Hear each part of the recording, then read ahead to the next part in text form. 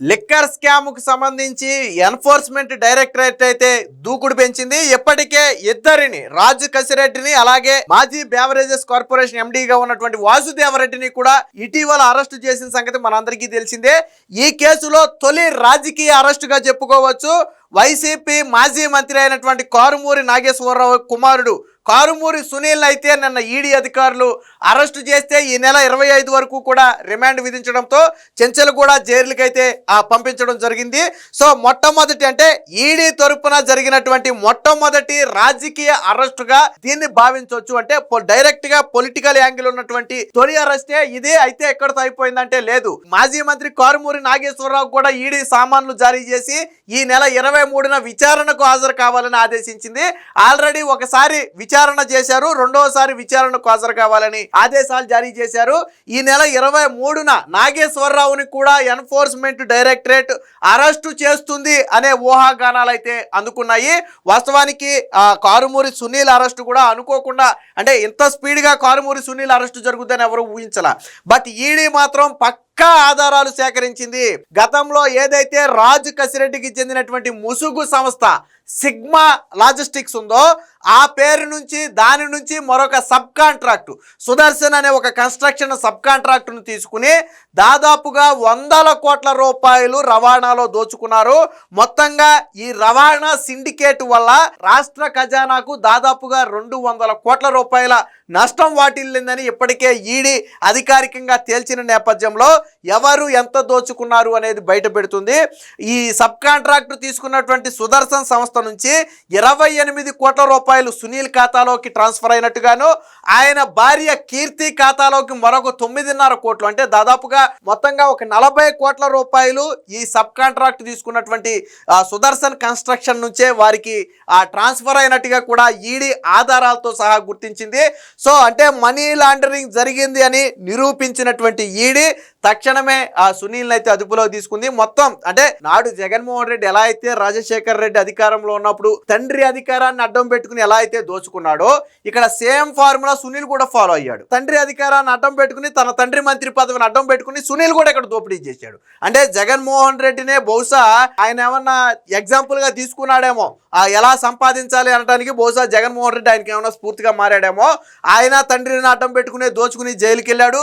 ఈ రోజు సునీల్ కూడా తన తండ్రి నాగేశ్వరరావుని అడ్డం పెట్టుకుని దోచుకునే ఈ రోజు చెంచల్ కూడా జైలుకి వెళ్ళడం జరిగింది. అంటే కర్మ చూడండి, ఆ రోజు జగన్మోహన్ రెడ్డికి ఏం జరిగిందో ఈ రోజు కారుమూరి సునీల్ విషయంలో కూడా అదే జరిగింది. లెక్కర్ స్కామే కాదు, ఇప్పుడు మనం మాట్లాడుకునేది ఎంటైర్ లెక్కర్ స్కామ్ గురించి కాదు, కేవలం రవాణా, అంటే మద్యాన్ని రవాణా చేయడం కోసం తీసుకున్నటువంటి రవాణా కాంట్రాక్ట్లో జరిగినటువంటి దోపిడీ గురించి మాట్లాడుతున్నాం. అసలు లిక్కర్ స్కామ్ మళ్ళీ అది వేరు, 3500 కోట్ల రూపాయల స్కామ్ అది వేరు. ఈ రవాణాలో 200 కోట్ల రూపాయల స్కామ్ జరిగింది, రాష్ట్ర ఖజానాకు నష్టం వచ్చింది అనేది ఇప్పటి వరకు ఈడీ చెప్పినటువంటి మాట. సో త్వరలోనే ఈ నెల 23న నాగేశ్వరరావుని కూడా రావాలి అని ఆదేశాలు ఇవ్వటంతో, కోర్టు నోటీసులు ఇవ్వటంతో ఈడీ నాగేశ్వరరావు అరెస్టు కూడా తథ్యమే అన్నట్టుగా తెలుస్తుంది. వాస్తవానికి కారుమూరి నాగేశ్వరరావు ఒప్పుకున్నాడు. ఏమని ఒప్పుకున్నాడంటే డైరెక్ట్గా అవినీతి చేసేమని ఒప్పుకోలేదు, కానీ మేము పెట్టుబడి పెట్టాము, కొంత ప్రతిఫలం పొందామని చెప్పి ఇండైరెక్ట్గా నాగేశ్వరరావు ఈడీ అధికారుల ముందు ఒప్పుకున్నాడు. గతంలోనే ఒప్పుకున్నాడు. మేము వేరొక వ్యక్తులు పెట్టాల్సిన పెట్టుబడి ఆ వ్యక్తులు పెట్టలేమని చేతులు ఎత్తేస్తే మేము పెట్టుబడి పెట్టాం. పెట్టుబడి పెట్టి మళ్ళీ మా పెట్టుబడి మాత్రమే తీసుకుంటామా? కొద్దో గొప్ప ఆదాయం కూడా తీసుకుంటాం కదా, అలాగే తీసుకున్నాం. బట్ ఇది వ్యాపారం కాదు. ప్రభుత్వ ఖజానాకు నష్టం కలిగించి గతంలో ఒక కేసుకి 13 రూపాయలుగా ఉన్నటువంటి ఛార్జీలను 35 రూపాయలకు పెంచేసి, అంటే అమాంతం 2 రెట్లు ఒకేసారి పెంచేసి దోచుకున్నటువంటి సొమ్ము ఇది. వాస్తవానికి దీని కింగ్ పిన్ ఎవరయ్యా అంటే రాజు కసిరెడ్డి. ఈ సిగ్మా సంస్థ మొత్తం స్టేట్ మొత్తం సప్లై చైన్ ఎవరు తీసుకున్నారంటే సిగ్మా సంస్థ తీసుకుంది.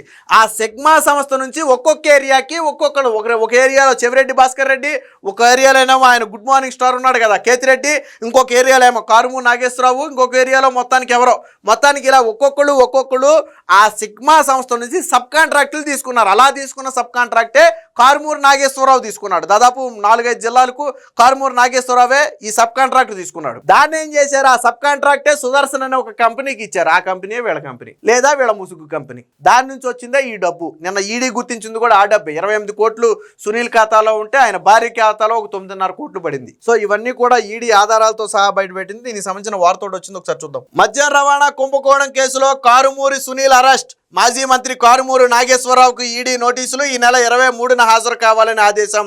సో ఎప్పుడైతే కోర్టు నుంచి ఆ చెంచలు కూడా జైలుకు తరలిస్తున్నారో అప్పుడు తీసినటువంటి ఫోటోను మనం ఇక్కడ చూడొచ్చు.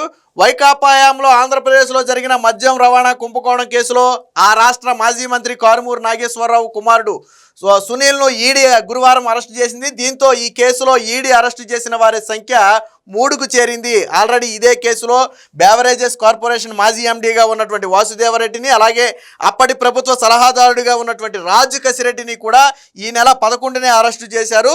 సునీల్ తండ్రి మాజీ మంత్రి నాగేశ్వరరావు కూడా తాజాగా నోటీసులు జారీ చేయడంతో ఆయన అరెస్టు కూడా కన్ఫర్మ్. అంటే తండ్రి కొడుకులు ఇద్దరికీ కూడా జైలులో చెప్పకూడదు తప్పదు అనేది ఇప్పుడు ప్రధానంగా వినిపిస్తున్నటువంటి మాట. సో వైసీపీ అధికారంలో ఉన్నప్పుడు మద్యం పాలసీని అడ్డం పెట్టుకుని వేల కోట్ల కుంభకోణానికి పాల్పడ్డారన్న ఆరోపణలపై ఏపీ ప్రభుత్వం దర్యాప్తు చేస్తున్నటువంటి సిట్టు సంగతి తెలిసిందే. అయితే ఇందులో ఎప్పుడైతే మనీ లాండరింగ్ జరిగింది, ఇందులో అధిక మొత్తం ఇన్వాల్వ్ అయిందని తెలిసిందో అప్పుడు ఎన్ఫోర్స్మెంట్ డైరెక్టరేట్ ఇన్వాల్వ్ అవటం, వారు దీని మూలాల వరకు శోధించటం, సో ఎవరి ఖాతాల్లో ఎంత డబ్బు వెళ్ళింది, దీని కర్త కర్మ ఎవరు అనేది ఇప్పటికే ఈడీ ఆధారాలతో సహా బయటపెట్టిన నేపథ్యంలో ఇక సునీల్ ఖాతాలకు సంబంధించి ఆయన భార్య ఖాతాకు సంబంధించి ఎప్పుడైతే ముడుపులు భారీగా చేరాయని నిర్ధారించుకున్నారో దాంతో ఆ సునీల్ అయితే అరెస్టు చేశారు. దీనికి సంబంధించిన మరొక వార్త కూడా వచ్చింది, ఒకసారి చూద్దాం. కారుమూరి కొడుకు అరెస్ట్. మద్యం రవాణా స్కామ్ లో ఈడీ దూకుడు. తండ్రి నాగేశ్వరరావుకు సామాన్లు. ఈ నెల 23న హాజరు కావాలని ఆదేశం. కొడుకు సునీల్ కు 25 వరకు రిమాండ్. ఆ రోజు కసిరెడ్డి వాసుదేవరెడ్డితో పాటు ఆయన్ను కూడా కోర్టులో హాజరుపరచాలి. ఎప్పుడైతే రాజు కసిరెడ్డిని వాసుదేవరెడ్డిని హాజరుపరుస్తారో వాళ్ళిద్దరిని హాజరుపరిచిన రోజే సునీల్ కూడా కోర్టులో హాజరుపరచాలని చెప్పి ఆదేశాలు ఇచ్చారు. సెగ్మా నుంచి సబ్ కాంట్రాక్టుల దాకా కారుమూరి కుటుంబంపై ప్రత్యేక దృష్టి. వాసురెడ్డి మధ్యంతర బెయిల్. సో ఇదే సమయంలో మధ్యంతర బెయిల్ కోసం ట్రై చేసినటువంటి మాజీ బేవరేజెస్ కార్పొరేషన్ ఎండి వాసుదేవరెడ్డికి కోర్టులో అయితే ఎదురు దెబ్బ తగిలింది. మధ్యంతర బెయిల్ ఇచ్చేందుకు ఆ కోర్టు నిరాకరించింది. ఎందుకంటే వేల కోట్ల కుంభకోణానికి సంబంధించి తీవ్ర నేరారోపణలు ఉండటం, ఇదే సమయంలో కేసు ఇన్వెస్టిగేషన్ అనేది కీలక సమయంలో ఉండటంతో ఇలాంటి పరిస్థితుల్లో వీళ్ళకి బెయిల్ ఇస్తే కేసును ప్రభావితం చేస్తారు అనే ప్రభుత్వ తరపు వాదనతో ఏకీభవించినటువంటి కోర్టు వాసుదేవరెడ్డికి అయితే మధ్యంతర బెయిల్ ఇచ్చేందుకైతే నిరాకరించింది. సో ఆంధ్రప్రదేశ్ మద్యం రవాణా కాంట్రాక్టుల స్కామ్ లో మాజీ మంత్రి కుమారుడు సునీల్ కుమార్ని అయితే ఆ ఎన్ఫోర్స్మెంట్ డైరెక్టరేట్ అరెస్ట్ చేసింది. సో దీనికి సంబంధించి ఆసుపత్రికి తరలించిన అనంతరం ప్రత్యేక న్యాయస్థానం హాజరుపరిస్తే ఈ నెల 25 వరకు కూడా ఈయనకు రిమాండ్ అయితే విధించడం జరిగింది. ఇప్పటికే గతంలో వాసుదేవరెడ్డిని అరెస్ట్ చేసిన సంగతి తెలిసిందే. తనిఖీల్లో అంటే వాస్తవానికి గతంలో కారుమూరి నాగేశ్వరరావు ఇంట్లో తనిఖీలు చేసినప్పుడు 94 లక్షల రూపాయలు పట్టుబడ్డాయి అనేది అప్పుడు వచ్చినటువంటి వార్త. సో ఆ తర్వాతే కొన్ని కీలక పత్రాలు కూడా స్వాధీనం చేసుకున్నారు. దీనికి సంబంధించిన మరొక వార్త కూడా చూద్దాం. సో ఖరీదైన వాచీలు, రవాణా కాంట్రాక్టులకు సంబంధించినటువంటి కీలక పత్రాలు గతంలోనే తీసుకున్నారు. సో స్కామ్ ఎలా జరిగిందో చూడండి. ఈ సిగ్మా ముసుగులో దందా. సుదర్శన్ నుంచి సునీల్ కు 28 కోట్లు, ఆయన భార్య ఖాతాకు 9.4 కోట్లు. వేల కోట్ల దోపిడీకి మద్యం ముఠా స్కెచ్ వేసి దోచుకుంటే మద్యం రవాణా కాంట్రాక్టులు కూడా దక్కించుకుని వైసీపీ నేతలు ప్రాంతాల వారీగా దోచుకున్నారు. సో ఇందులో భాగంగానే రాజు కసిరెడ్డి తన ముసుగు సంస్థ సిగ్మా సప్లై చైన్ సొల్యూషన్ కు లిక్కర్ రవాణా కాంట్రాక్టు దక్కించుకుంటే ఆ సంస్థ నుంచి సుదర్శన్ కన్స్ట్రక్షన్ అనే కంపెనీ సబ్ కాంట్రాక్ట్ ఇప్పించడంలో నాటి మంత్రి కారుమూరి నాగేశ్వరరావు కీలక పాత్ర పోషించారు.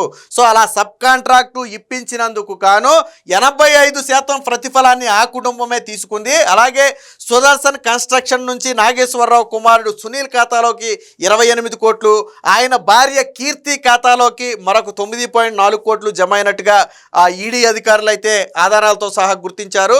కోస్తాంధ్ర, ఉత్తరాంధ్ర సబ్ కాంట్రాక్టును పర్యవేక్షించినటువంటి సునీల్ 2021 నవంబర్ నుంచి 2023 డిసెంబర్ వరకు జరిగిన ఆర్థిక లావాదేవీలపై సిట్టు డిజిటల్ ఆధారాలు సేకరించి మొత్తం వ్యవహారాన్ని బయటపెట్టింది. ప్రతి ఇన్వాయిస్ నుంచి 40 నుంచి 60 లక్షల రూపాయలు అదనంగా తీల్చుకున్నట్టుగా తెలిసింది.